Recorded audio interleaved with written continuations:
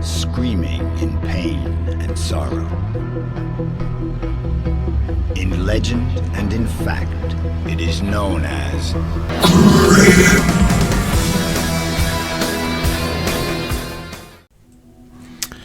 Hello lovelies, today we're taking a look at Ker Nethalas, or Ker Nethalas, Into the Midnight Throne, which is another Alex T book. I have one more of Alex's books to review, and then I should be free to get on to other things that people have sent me or that I have bought since. The stack beside my bed is getting rather perilous, so I need to get a lot more reviews done in reasonable short order. You may have noticed me coughing a lot in recent games. That is a side effect of my medication and the effect it has on my heart, which apparently causes coughing. But so nothing to be worried about, but I am likely to cough, and I've given up trying to edit them out. So there you go. So Ker Nethalas by Alex T and Blackoath. It's an early modernish setting, though that doesn't really come up in the game itself, so you could play it with a more medieval mindset if you wanted. This is a single player game, built from the ground up to be a single player game, though it is fully featured enough for you to play it as a more conventional game should you so wish. But this is very much ground up, designed to be a single player game. It uses a D100, you know, these ones, suitably bloody in this case, and it's reminiscent of something like BRP, but it is much more definitely its own system, which is perhaps a little bit more unusual for Alex. It's a step away from more pure OSR or more pure sort of RuneQuest homages.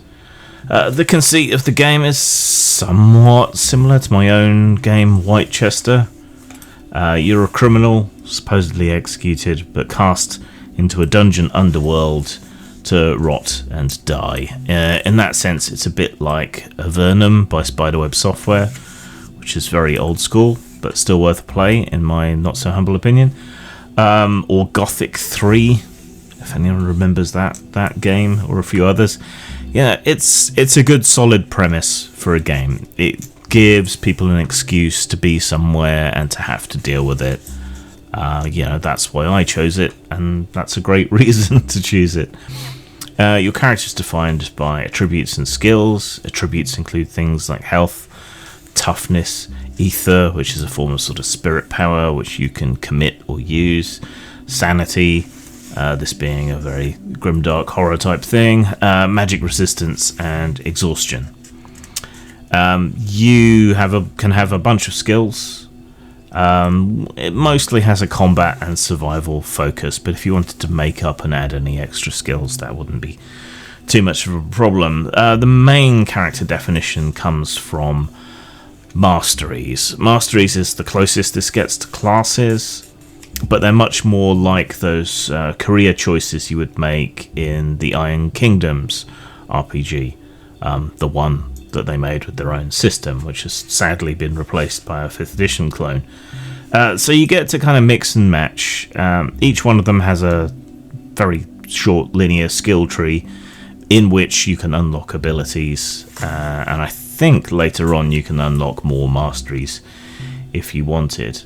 Masteries include Abyssal Reaver, Arcanist, Brawler, Bulwark, Duskblade, Emissary, Flamecaster, Frostweaver, Gravecrawler, Hexmancer, Ironcaller, Mindbender, Ritualist, Stormbrand, Tracker, Umbra Phantom, Weapon Master, Wraith, Wrathspawn, and Zealot. So they're all quite characterful, and these are the things that give you access to all kinds of different special abilities. Perhaps a bit of inspiration from something like Diablo going on there, though that kind of skill tree system, though in this case it's a skill line, I suppose, has turned up in many games, but there's definitely some inspiration coming there from some computer games.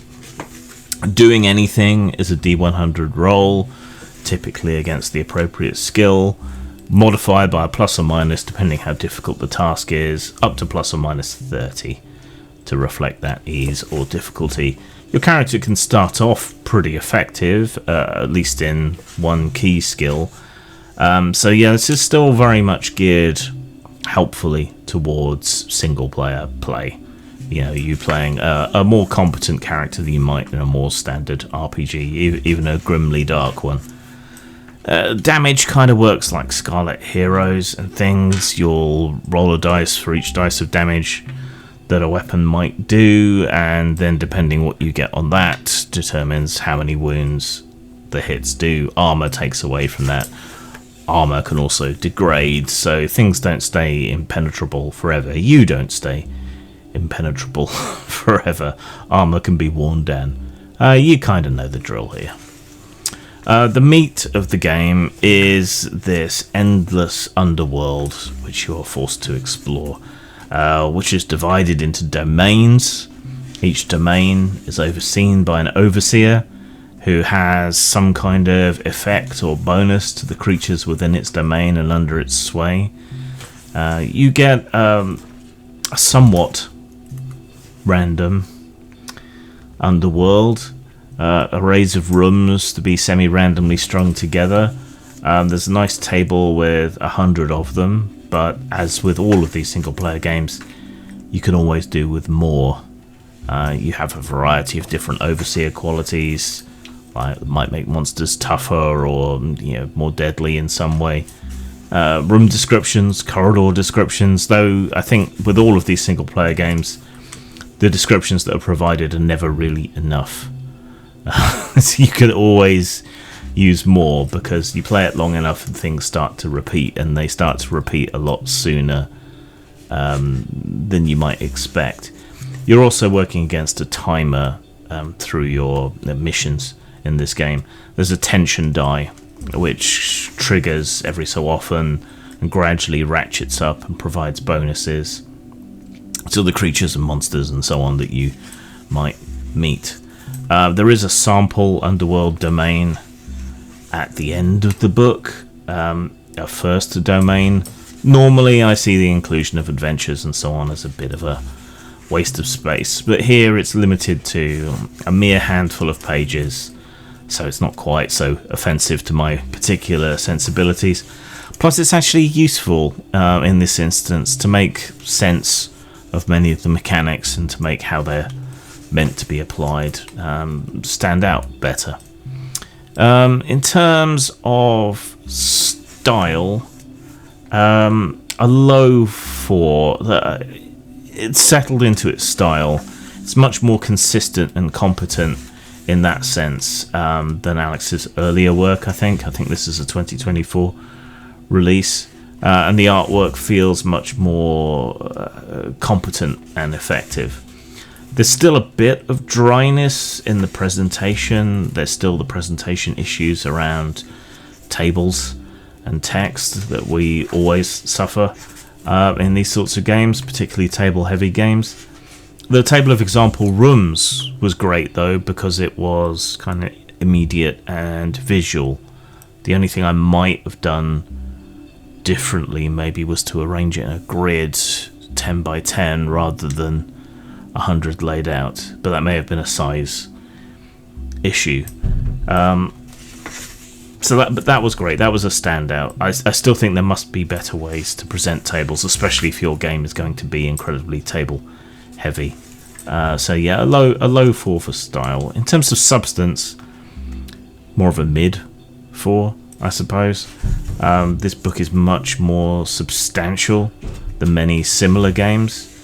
But these kinds of material, there's never enough tables, right? You can't provide enough descriptions to make something really work long enough. Yeah, that is a drawback of single player games, especially if the person playing isn't necessarily the most creative. Staged tables might be better, with more sort of guidelines for interpretation. So you put together several descriptors and then put that together to provide your own description for a room, rather than having more fulsome descriptions. But again, there can never be enough tables or enough monsters in this kind of game. So taking a more generalist or generational approach to it might work better. You know, creating your own monsters, again, like you do in 1,000 Dead Worlds, or creating your own rooms from elements. You could also create nested tables of power and rarity, like a D20 table for common monsters, but if you roll a 20, you move on to the D10 table for uncommon monsters, but if you roll a 10, you move on to a D8 table for rare monsters, and so on, all the way up to the ultimate bad guy of whatever game it is that you're playing, or not.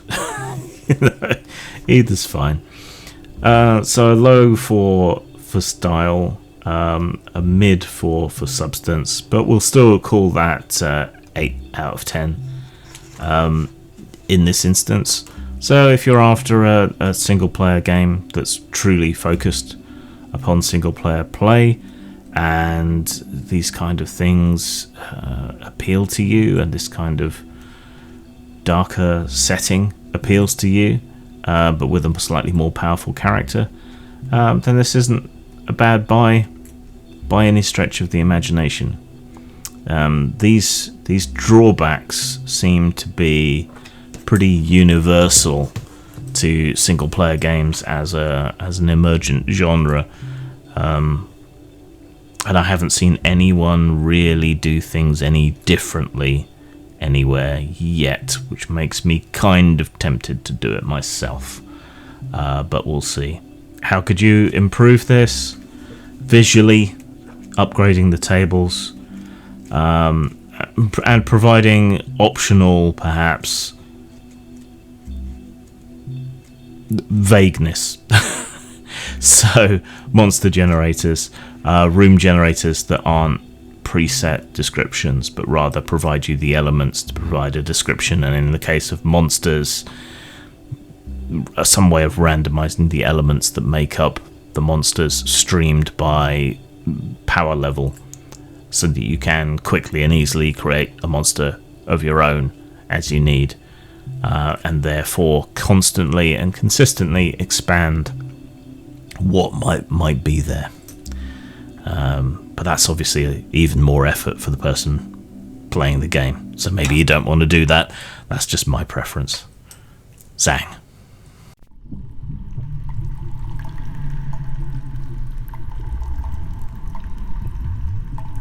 In the grim, dark depths of a grim, dark mine, there's a grim, dark man with a grim, dark mind, and his grim, dark pen spends its grim, dark time scratching grim, dark tales for his grim, dark kind. Now, Bob, consider this next question very carefully. What is your one purpose in life? To explode, of course.